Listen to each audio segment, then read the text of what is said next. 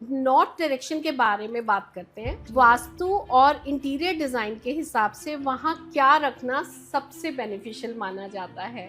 देखिए, जो north direction है बेसिकली वो उसको हम अपॉर्चुनिटी से लिंक करते हैं। ठीक है, तो अगर आप किसी ऐसे कारोबार में हैं जहाँ पर आपकी अपॉर्चुनिटीज़ रुक रही हैं या आपको और ज़्यादा उसमें ग्रोथ की रिक्वायरमेंट है, तो नॉर्थ डायरेक्शन में सबको अपने घर या ऑफिस में ज़रूर ध्यान देना चाहिए। तो ये वाली डायरेक्शन जो होती है, यहाँ पर अगर हम इंटीरियर्स एंड वास्तु के अकॉर्डिंगली देखें, यहाँ पे बहुत अच्छा माना जाता है अगर कोई वाटरफॉल हो तो।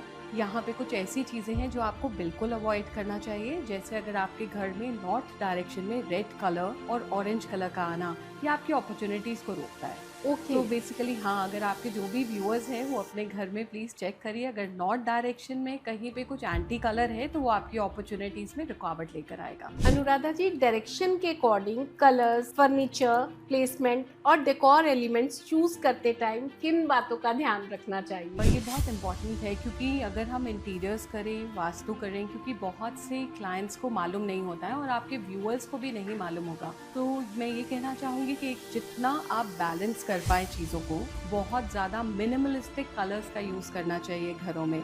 ऐसा नहीं होना चाहिए कि आपको नॉलेज नहीं है और आपने एक दीवार पे कहीं पे ग्रे कलर कर दिया या आपने एक रस्टिक कलर थीम दे दिया। If you do not know about vastu then you should avoid. आप जितना हो सके न्यूट्रल कलर टोन, बैलेंस जितना रहेगा उतना एस्थेटिकली और प्लीजिंग लगेगा।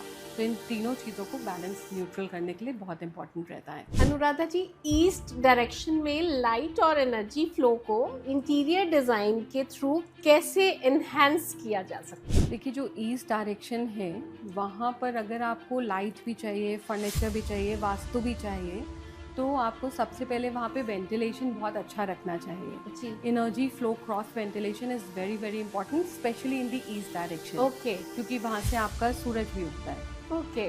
तो ईस्ट डायरेक्शन में आप वहाँ पर बहुत अच्छे से प्लांट्स लगा सकते हैं। ईस्ट डायरेक्शन की एनर्जी को एनहांस करने के लिए आप वुडन एलिमेंट्स का यूज़ कर सकते हैं।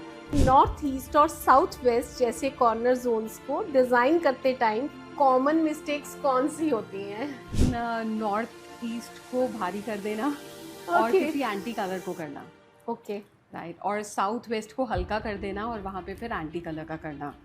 नॉर्थ ईस्ट डायरेक्शन में बेसिकली कुछ एक कलर्स हैं जो आपको नहीं यूज़ करना चाहिए, जैसे कि रेड एंड ऑरेंज कलर, इन सबको बिल्कुल स्ट्रिक्टली अवॉइड किया जाता है। तो और साथ में ही वहाँ पे हेवी फर्नीचर, अगर आपने वहाँ स्टोरेजेस को रख दिया या आपने नॉर्थ ईस्ट में अपना स्टोर रूम भी बना दिया, तो ये एनर्जी को बहुत इम्पैक्ट करता है। डायरेक्शन के अकॉर्डिंग वॉल कलर्स और मटेरियल सेलेक्ट करते टाइम कौन से फैक्टर्स सबसे इम्पोर्टेंट होते हैं? ये सबको बहुत एक्साइटमेंट होती है इस चीज़ की, तो आप प्लीज़ बताइए। ये एक ऐसा सवाल है जिसमें पूरा इंटीरियर डिज़ाइनिंग और वास्तु का निचोड़ है। जी। अच्छा देखिए, क्योंकि अगर अब हम नॉर्थ डायरेक्शन की बात करें, वहाँ पर आपको बहुत